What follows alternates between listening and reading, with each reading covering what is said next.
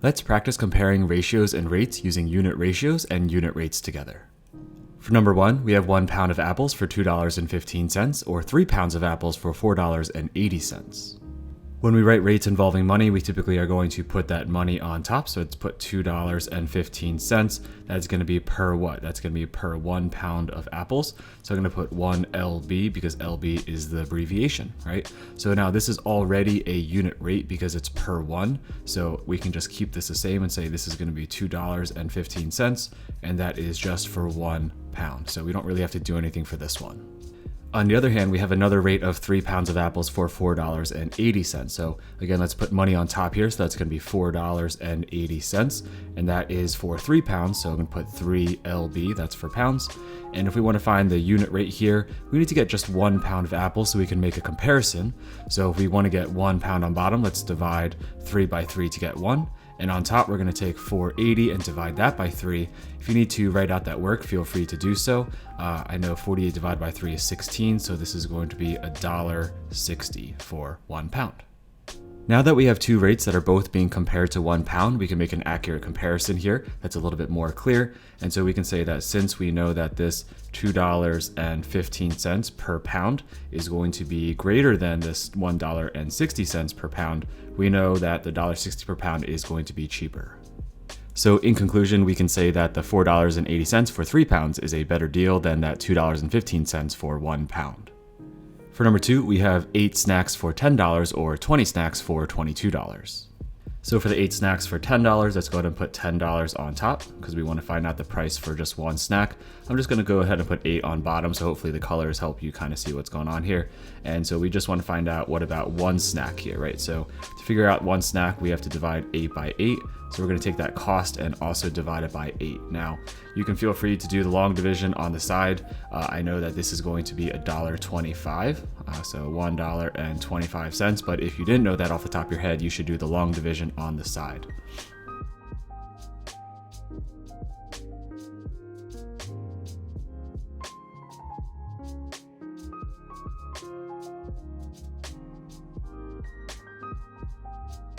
Now, I know I just said I wasn't going to write the workout for it, but there's the calculation. Hopefully it does help some of you kind of see what the long division would look like, so I'll try to do that from time to time. So we have a unit rate here for this first option, but let's check out this second option of 20 snacks for $22. So we're going to put the money on top, $22, and that's for 20 of these snacks. Let's put that on bottom.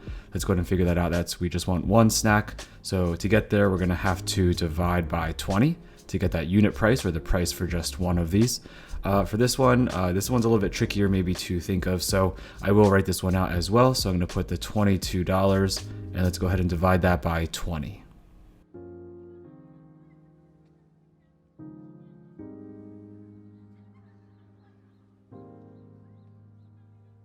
Looks like this will be $1.10 for one of these snacks.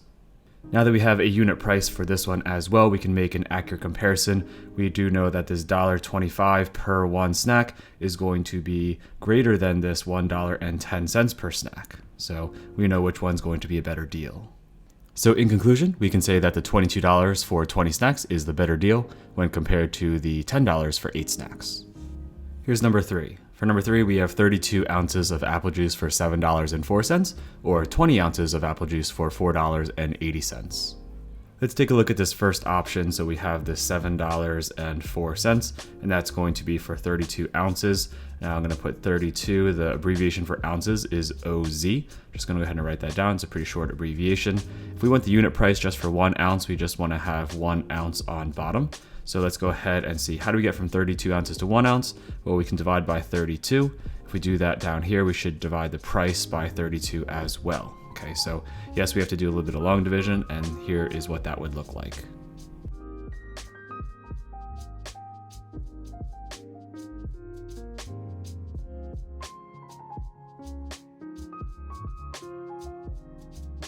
So if we take $7.04 and divide it by 32, we're going to find out that that will be 22 cents per 1 ounce of apple juice.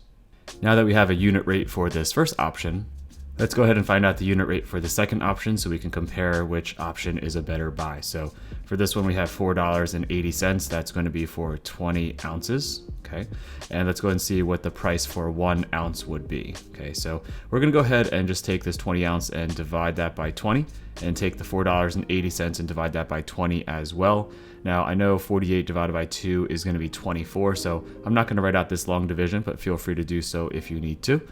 This is going to be 24 cents per 1 ounce. So this is going to be the second unit rate, and you can see that this is slightly more expensive. So that first unit rate of 22 cents per 1 ounce, that's going to be cheaper than this 24 cents per 1 ounce. So per 1 ounce, it's not a huge difference. It's 2 cents, but across a whole ton of apple juice, that's going to add up to quite a bit of money. In conclusion, we can say the $7.04 for 32 ounces is a slightly better deal than the $4.80 for 20 ounces. Here's number 4. For number 4, we have 5 ounces of water ice for $6.95 or 14 ounces of water ice for $19.60. For this first option, let's go ahead and take the $6.95. That's for 5 ounces of water, so 5 OZ would be the abbreviation here. And if we want that unit price just for 1 ounce of water ice, we would go ahead and divide this by 5. So if we do that on top and bottom, feel free to do that long division, right? Go ahead and maybe pause the video and divide $6.95 by 5. Of course, it's going to go nicely because it ends in that 5, so that's kind of nice. I think that's going to be $1.39. I know 5 times 14 is 7, so I know 1.39 is just basically 1 less 5 from 140 going into 700. So $1.39 would be the unit price for 1 ounce. For the second option, we have $19.60. Let's go ahead and put that on top. That's going to be for 14 ounces of water ice. Put the 14 OZ on bottom for ounces. And let's go ahead and find the unit price. So the price for 1 ounce here. We can do that by dividing 14 by 14 to get 1. And on top, if we divide $19.60 by 14, I'm going to actually go ahead and write this one down too so you can see it. Again, I'm not writing everyone down, but I'll try to write a few down.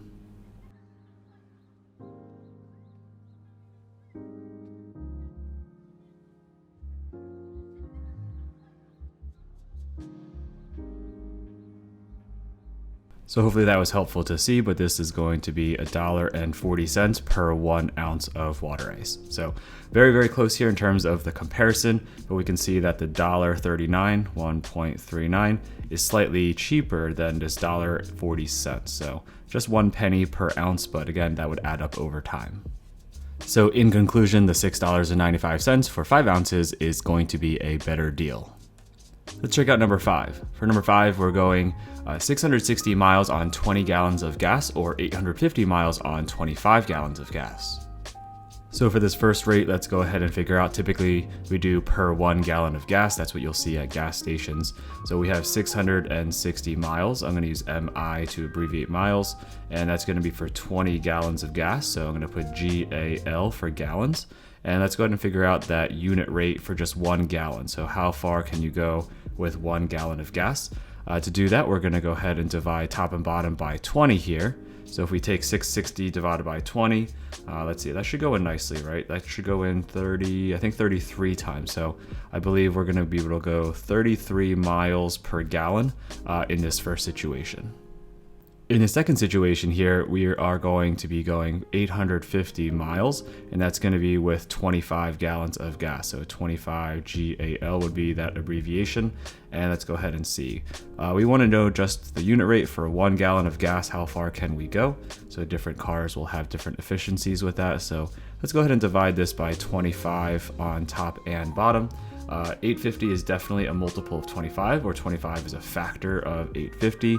I believe it's going to go in 30. I know 30 gets you 750. So I think I'm going to go with 34 here. So 34 miles per gallon. All right. So if you were comparing these two cars, or whatever the mileage is you're able to get with 1 gallon of gas, we would say that this 850 miles per 25 gallons gets you slightly further mileage with only 1 gallon of gas.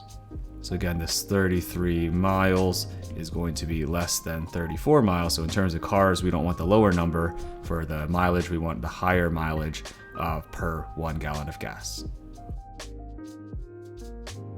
Therefore, we can conclude that the 850 miles for 25 gallons is more efficient than the 660 miles for 20 gallons, just by 1 mile per gallon. For number 6, we have 510 visitors in 30 hours or 960 visitors in 60 hours. Maybe these are the number of visitors in a museum or something like that. So for this first scenario, we're going to have 510 visitors. I'm just going to use V for visitors, and this is going to be in 30 hours. I'm going to put 30 HR for hours on the bottom. Typically, we do things per 1 hour because that is an independent variable typically.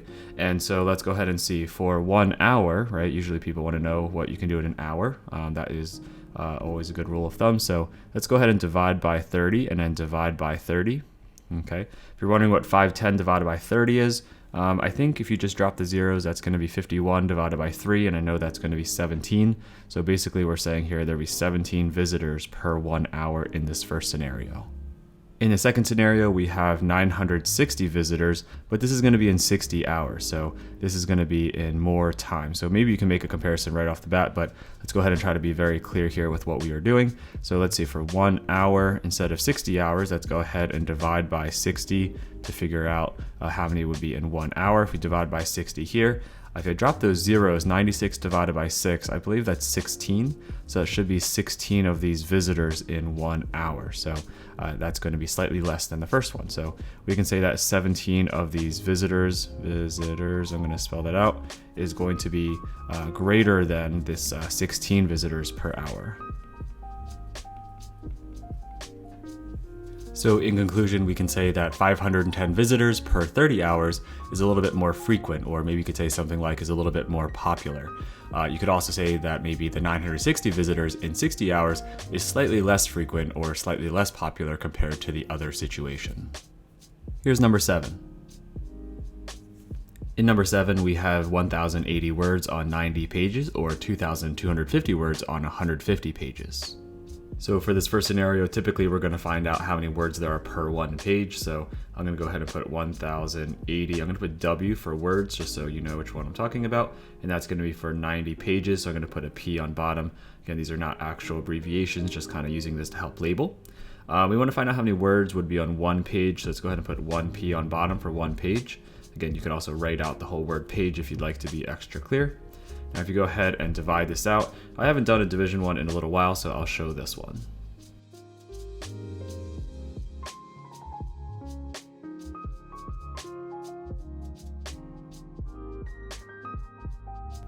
So for this first unit rate, we are looking at 12 words per one page here. So that's not a lot of words per one page, so maybe these are very big words, or maybe it's more of a picture book. So that's going to be our unit rate for this first scenario. Now for the second scenario, we're going to have 2,250 words, and that's per 150 pages. Let's go ahead and put that on bottom. So let's find out how many words per page there would be here. So we want just for one page, and we can do that by dividing here by 150, since 150 divided by 150 is 1. Then on top, let's also divide that by 150. Now I believe, I'm not going to write out the division for this one, but I think that's going to be 15 if I'm not mistaken. I just know 15 times 15 is 225, so that should be 15 words per one page, right? So that would be the unit rate for this one, right? Now comparing these per page, which one has more or less words per one page? So we're going to say that we know that 12 words per one page, that's definitely less than 15 words per one page. Therefore, we can say that the 2,250 words per 150 pages has more words per page than the other situation. So maybe you can say that it has more dense amount of words on each page, or it just has more words per page. Here's number 8. For number 8, we have $285 for 150 square feet of carpet, or $252 for 120 square feet of carpet.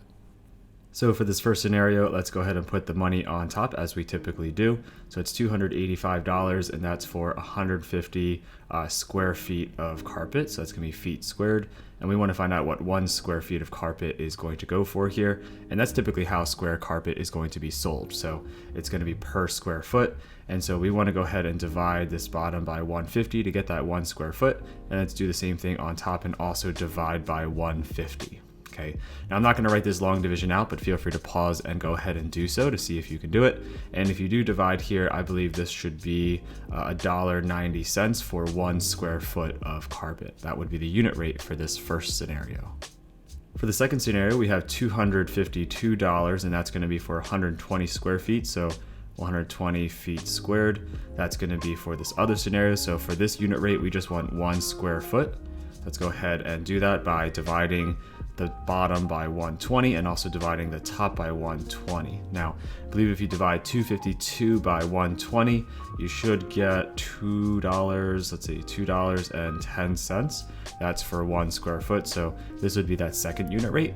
And so what can we conclude about this? Well, we know that hopefully $1.90 is cheaper than $2.10. So what can we say in conclusion here?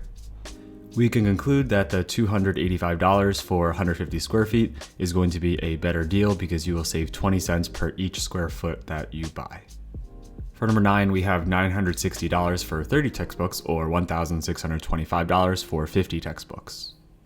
For this first one, let's go ahead and put $960. That's going to be on top. That's for 30 textbooks. I'm just going to put 30. Hopefully we can remember that that's going to be the textbooks. And if we just want the cost of one textbook, let's go ahead and divide the bottom by 30 and divide that numerator by 30, or that top number and amount of money by 30, however you want to think about it. If you take away those zeros, then 3 goes into 96, I believe, 32 times. So this should end up being $32 for one of these textbooks. That would be that unit rate. In this other scenario, we have $1,625, so that's a lot more money. However, we're getting more textbooks too, right? So that's going to be for 50 textbooks. So the question is how much does one of these textbooks cost? Now, we can go ahead and divide this by 50 and divide this by 50 as well. Now, if you divide that, this long division I will show on the side here.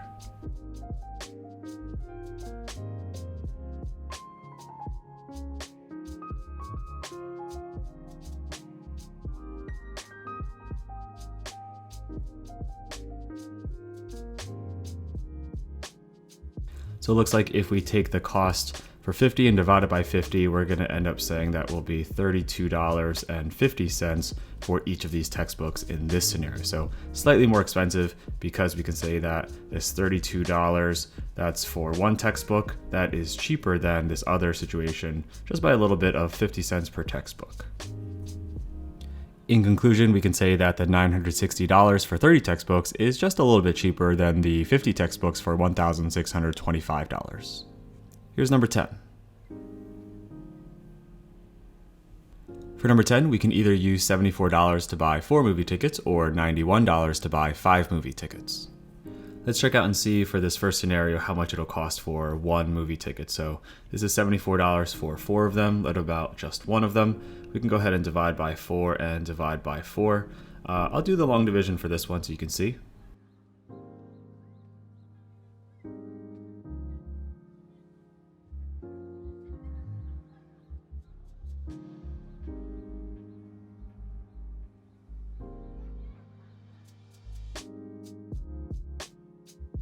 So if it costs $74 for 4 tickets, it'll cost $18.50 per one of these movie tickets for this first scenario. Now let's see what the cost per one ticket is for when it's $91 for 5 of these movie tickets. So it's $91 for 5. What about for 1 ticket? Let's go ahead and take the amount of tickets and divide it by 5 for 1 and take that price of $91. Let's take the $91 and divide that by 5. Now, I'm not going to show this long division because I think it's going to be $18. Because I know 18 times 5 is 90, and 20 cents, just because I know if I take 20 cents and multiply by 5, I'll get another $1 there. So looks like this is going to be $18.20. So we now know that the first scenario where we had $18.50 for one movie ticket, that's going to be a little bit more expensive than the second scenario where we have $18.20 per movie ticket. So therefore, we can conclude that it's cheaper to buy 5 movie tickets for $91 compared to buying 4 movie tickets for that $74. In number 11, it looks like Jack is going to buy 60 pens for this $57.60, or Kevin is going to buy 12 pens for $11.40. All right, let's talk about Jack first here. So Jack is going to be spending $57.60. That's going to be for 60 pens. We're just going to put that 60 on bottom. What about the price for 1 pen? Well, to figure out the price for 1 pen, let's divide top and bottom both by 60. I'm not going to show the long division here, but feel free to pause to go ahead and figure that out. But I believe that's going to be 96 cents. So I'm going to say 0.96. So for Jack, it's going to cost 96 cents for each one of these pens. On the other hand, Kevin is going to be buying 12 pens, and that's going to be with $11.40. So again, that's going to be for 12 pens. What about for the cost of 1 pen? Let's go ahead and divide this by 12 and divide this by 12. And for this one, I'll go ahead and show the long division.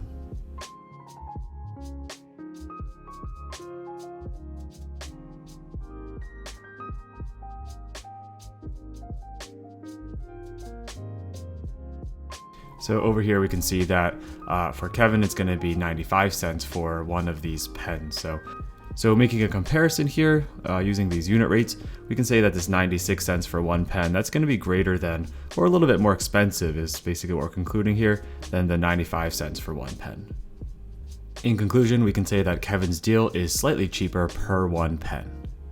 And finally, for number 12, we can see that either Daigo is going to buy 4 pounds of potatoes for $2.40, or Jonas is going to buy 10 pounds of potatoes for $5.20. So let's start with Daigo here. This is going to be $2.40 for 4 of these pounds of potatoes. So I'm going to put 4LB for that abbreviation. And so for the price for 1 pound, that's going to be 1LB. Let's go ahead and divide 4 by 4 to get that 1 pound. And then 240 divided by 4, that's really just 24 divided by 4, which is 6. So I know that this is going to be 60 cents for 1 pound, but feel free to go ahead and pause the video and do that division if you'd like to see how that works out. On the other hand, Jonas found a different deal here. So for Jonas, it's going to be $5.20. That's for 10 pounds of potatoes. So 10LB would be that abbreviation. So the price for 1 pound, that's going to be 1LB. Let's just go ahead and divide by 10. Now dividing decimals by 10 is nice because you can just slide the decimal over once to the left. That's equivalent to dividing by 10. So that would end up being 0.52 or 52 cents per 1 pound. So I didn't feel the need to write that long division out, but if you'd like to, you may go ahead as well. And then so finally we can say here that this 60 cents for 1 pound, that was for Daigo, that's definitely going to be a little bit more expensive than for Jonas, which is going to be 52 cents for 1 pound. In conclusion, we can say that Jonas is going to be getting a better deal on these potatoes. Looks like the difference is 8 cents per pound, so every time he buys another pound, he's going to save 8 more cents compared to Daigo. There you have 12 different practice problems on comparing different rates and ratios. Again, for all of these, the purpose was to practice finding the unit rate or unit ratio for one cost of something. Again, the objective or purpose of this video and worksheet was to help you practice finding the unit rate for different prices or rates that we are comparing. Once we have it per one of something, we can make an easier comparison between 2 different types of rates or ratios. And once we had those unit rates, we made a comparison and made a conclusion. So hopefully you found the video helpful. If you did, please consider giving the video a thumbs up and share with a classmate or friend that might also find it helpful. And as always, keep up the great work that you're already doing, and I'll see you in the next one.